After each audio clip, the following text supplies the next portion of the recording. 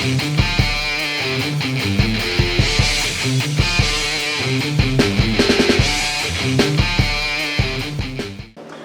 and welcome to another episode of 3 Foot Good. I'm Daren, and Tyler, who's usually here, is on super secret assignment, and today we have Mando Head. Well, Mando Head doesn't cause a lot of problems, but he's not very good with the drop-ins, so it's probably just going to be me mainly. Today we're going to deal with terrain making, some terrain building. A friend of mine brought in some terrain that was made with a polyfoam, an upholstery foam, and it looked really great, and so I went ahead and took it and ran with it and made a table with it. Now I'm not exactly sure who originally did it, so I can't give them credit. It's someplace on YouTube. If you find them, give them a thumbs up or something, because it really works well, and you can do all kinds of different things with it. Use your own imagination. You can make it match different mats, like the one we have. They're going to be showing you here in a second. It really does a nice job. It's able to, you're able to make it match whatever type of terrain or anything that you want. The one that you'll be looking at right now, I built it with some plateaus, some jagged parts, so your models can actually get on top for cover, and it gives some sight blocking because you can use different sizes, and it's very easy to make. So I'll kind of go through what the process is to make it, and you can kind of run with it from there. I was inspired with a mat that I found from FGL, or Frontline Games. I believe it's a lava mat, and I wanted to make something to match that, some terrain to match that, and I thought this would work out really nice. So without further ado, here we go. We'll show you what's going on and get started. Some of the really nice things about this terrain is, one, it's light. It's very lightweight. Two, well, it's not indestructible, but it's certainly pretty close to it. You can do all kinds of stuff with it once you get it painted and flocked, and it keeps its shape. I've got some 3D printed, quite a bit of 3D printed terrain, and you have to be careful with that. If you leave it in your car all day before you go to the game store, when you set it up, everything's going to start warping because of the heat on a summer day. This stuff doesn't care, doesn't bother it. So this is really good stuff if you're going to go to a train and or to a tournament and you want to take a table or two of terrain. You don't have to worry about it getting destroyed. The only thing you do want to do is put the cheapest double stick tape you can find on the bottoms of the pieces. If you do that, then when you put it on the table, it doesn't move, because when you're moving miniatures and you've got movement tools, and it's really easy just to bump it and move it out of the way. So with a little bit of double stick tape, that will take care of it, and at least for a game or two it'll sit, and then you can peel it off and you don't have to worry about ruining the piece. I like it. I think it looks good. This was kind of a difficult mat. This is from Fantasy Flight Games.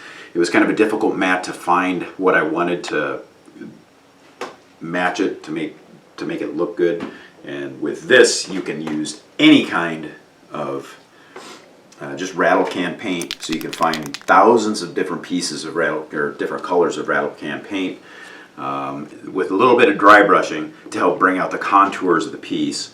It really brings it out, and I think it makes a nice, inexpensive way to make this table. So the mat that you're seeing now is a lava mat from Frontline Games. I was a little bit inspired by it. I saw it. I thought, boy, it'd be a really cool terrain piece. At least I think so. And so I decided to use the polyfoam to go ahead and make kind of a harsher type environment. Instead of the plateaus that were in the last one, these are all going to be jagged peaks. And hopefully it'll all come together nicely at the end. All I'm using for this is just this polyfoam. It's just basically upholstery foam that you can get pretty much any place. They've got several different heights to make it easier. And here's one for like some line of sight blocking type pieces. I think I'm going to go ahead and try and stack a couple of these to get almost like a mountain of lava rock. And when you're doing it, so basically you just need a couple of X-Acto knives and a couple of rattle cans. I'm going to use black for this. It's going to take a couple of them for this. And like I said, some cheap double-sided tape. When you're spraying this in your spray box, some of the pieces are going to be really, really light, and the force from the spray can will just knock them over and push them around, and you're not going to do very well. So the double stick tape is going to be handy for that also, to hold it down to your spray box to be able to get the pieces sprayed nicely. Without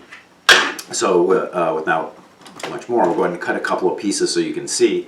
I'm pretty sure you don't want to sit here and watch me cut all kinds of foam. So we'll do a couple of pieces, rip them apart, show you what I've got, and then when I come back, you'll have the some of the primed pieces, and we can show you further how to paint.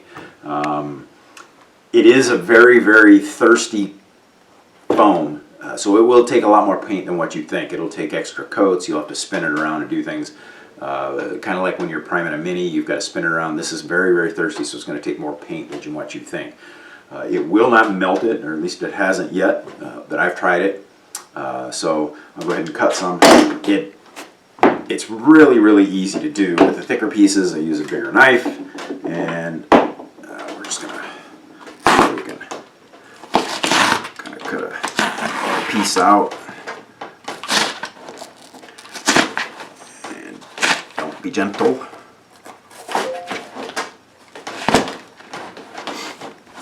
And the cool part is, you want all kinds of different odd shapes.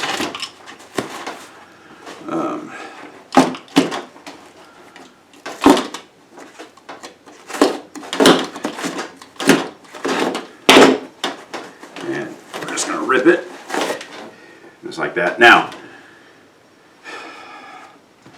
you want a base to make it easier for it to sit on the table, and you pull this off. Now I'm looking for more with this in a more of a like a volcanic glass kind of look. So with the last one, I actually plucked little pieces out of it to give it kind of a rougher look. With this, I think I want it to be more smooth, so I want it to be more of a volcanic glass look. And so I'm gonna kind of cut this off at the top to give it some points and edges. Try and cut away from you. You can have a hospital visit here if I'm not careful.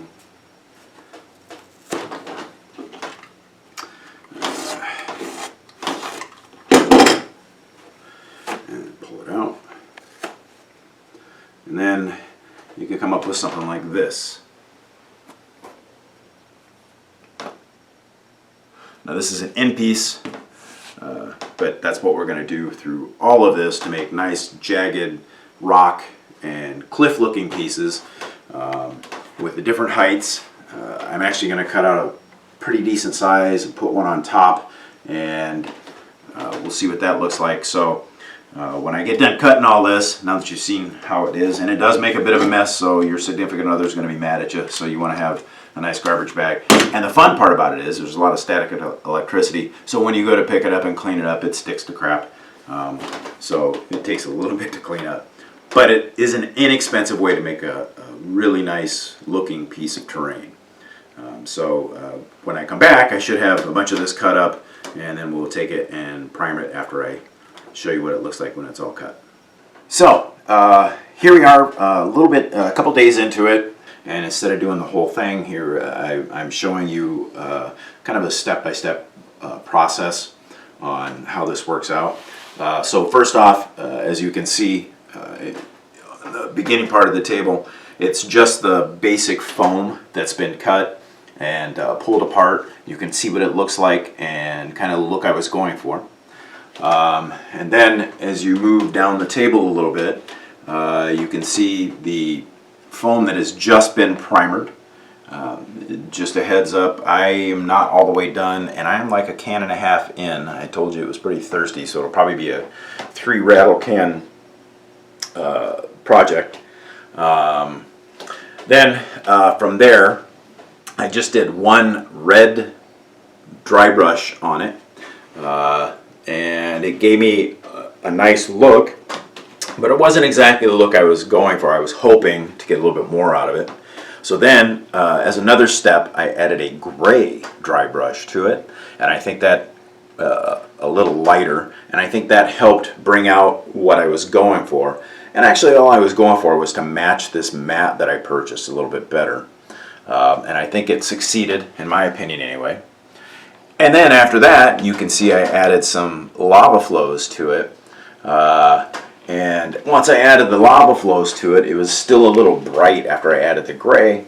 And so on one of the pieces, the one that he's zooming into now, then I actually went through with a little bit of a black dry brush and kind of darkened it up a little bit more. And I really like the result I got.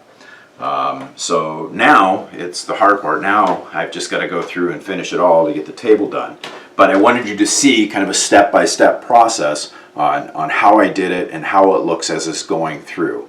It's going to take a little time, but hopefully by the end of the week, next week, we'll have a game on the table and it'll look really nice. So fingers crossed, right? See you in a little bit. So the table is done, and here we are at the our local game store, and we're getting ready to lay this out and play a game in it. I'm pretty happy with the way it turned out. I did have to use a little bit of like a black dry brush to kind of bring it back for me to the color of the mat that I wanted to go with. But I think as you look at some of the photos or some of the video, I think the table looks really nice and it's definitely playable. So hopefully this will inspire you to do something and have a little fun with it. So stop watching videos and get out there and roll some dice.